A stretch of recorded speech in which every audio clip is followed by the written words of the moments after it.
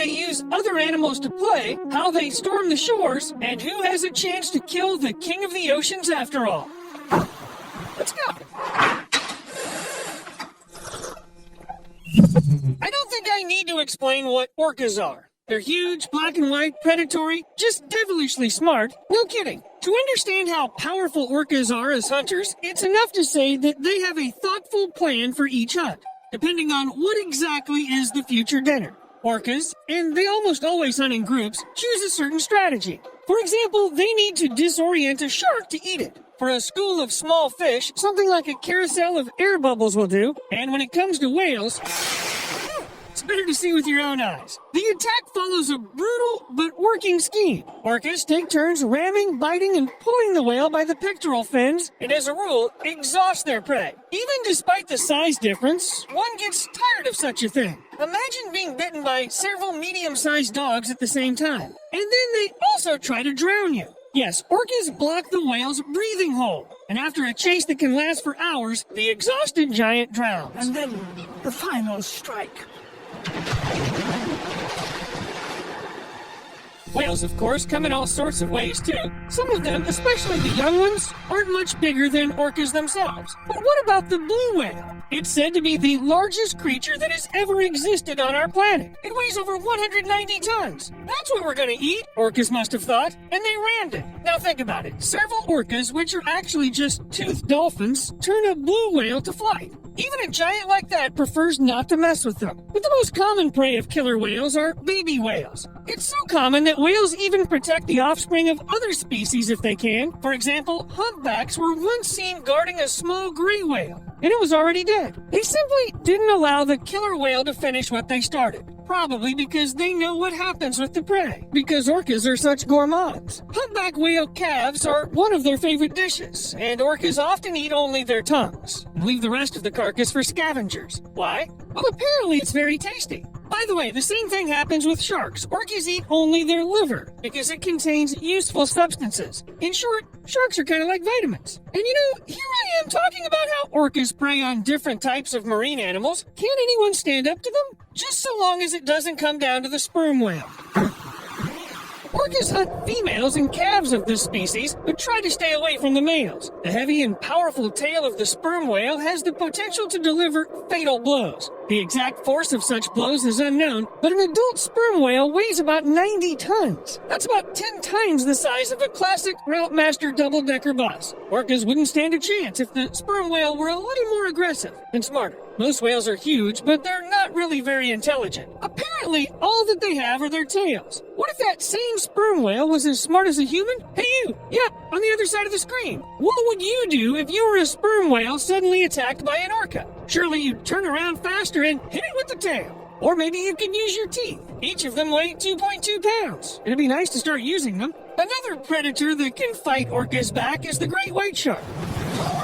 You know, the creepy one with the killer eye? Orcas are considered the only natural enemies of great white sharks. And if the shark manages to bite first, the rows of razor-sharp teeth can pierce even the thickest skin. I think it's the species that can win this fight if it attacks first. If not, a special hunting strategy will come into play, as I've already mentioned. The killer whale pushes the shark to the surface with its broad tail, then stuns it. Then the killer whale, as if having some knowledge of shark biology, flips the prey, disorients it, and paralyzes it. Bon appetit! So who can beat an orca anyway? I thought of stingrays, but they're just part of the menu. Sea crocodiles have incredible biting power and a thick skin that no killer whale would bite through, but the jaws don't open wide enough to bite off anything important. Maybe you have some ideas. Write them in the comments and we'll be sure to read them. As I said before, orcas have many well-honed hunting techniques that they use depending on their prey, the landscape, I don't know, maybe depending on their mood too. Or they check their horoscope. One technique in particular struck me. Watch the hands, or fins. Seals often get out of the water on the ice floes to take a break. Nothing threatens them there, which means they can safely chill while bobbing on the waves. The orca is too heavy to climb on the ice floe and eat a seal, but it can always call its bros. Several predators line up, accelerate, then break right in front of the ice floe, creating a wave that just washes the prey away.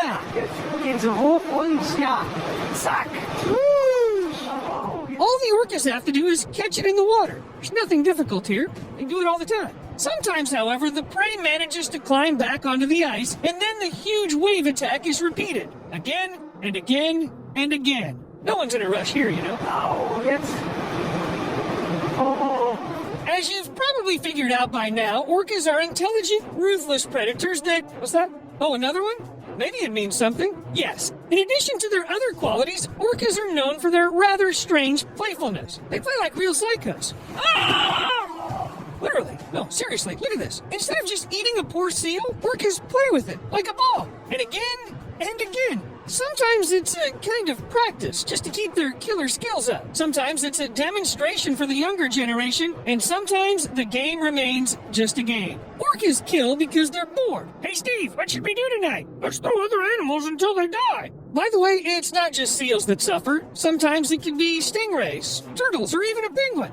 God, it's a bird. What's more, not even land will save you. Because if an orca decides to eat someone, it will reach its goal. Seals that are about to make it ashore look like a challenge or the perfect prey to play with. And what else would you call this way of hunting? When an orca jumps ashore to grab its dinner running away. As if there weren't enough other prey in the sea for the sake of which it's not necessary to break the laws of nature and get on land. However, look at it. What laws? It wants a seal.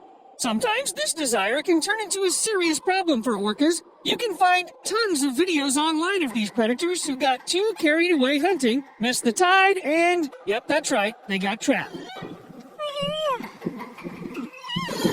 What can I do for you, sweetie? I can literally hear the seals laughing in the distance. In such a situation, the orca has only one option for salvation: to get help from people and wait for the tide to return to the sea. Of course, no one will drag a huge animal weighing 3 to 5 tons into the water on their own. Well, in case there's no people around. Well, natural selection in action. I can't say that the population of killer whales would diminish without human help, but several dozen of these marine predators certainly owe their lives to people. Maybe that's why they sometimes play so happily with us. Fortunately, not as much as they do with seals. At least not usually. It all looks pretty innocent, even funny, even cute. For example, this orca named Luna lost its family and is so used to people that it acts like a playful puppy. A multi-ton sea puppy.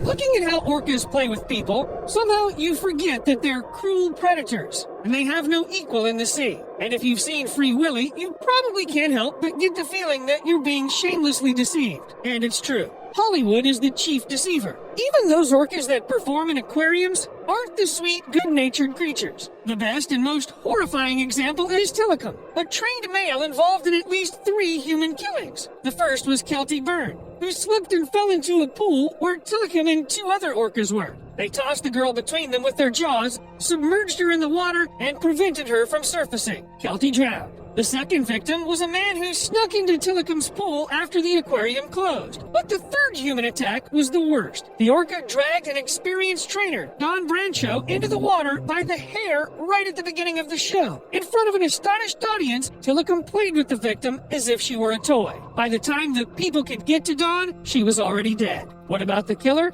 Well, it soon went back to performing. Don't let the money go to waste. The most recent tragedy occurred at SeaWorld Orlando Amusement Park. But orcas aren't only kept there. I think they're at every SeaWorld aquarium. And they don't seem to forget their wild habits anywhere. They're predators that have no equal in the ocean. They're strong and intelligent. Why not hunt in the middle of a pool? So at SeaWorld San Diego, orcas don't just attack when they see something edible in front of them. They use bait to get the birds to come closer. And they do so quite deliberately, tossing pieces of, what is that, a fish? So pieces of fish closer, and then they wait. And it works. Orcas probably hunt birds just for the sake of hunting. They're playing. But maybe from Tilikum's perspective, all the victims were part of the game too. I'd prefer to stay as far away from orcas as possible, especially if they're kept in captivity and already too used to humans. What if to them we're just skinny, hairy seals?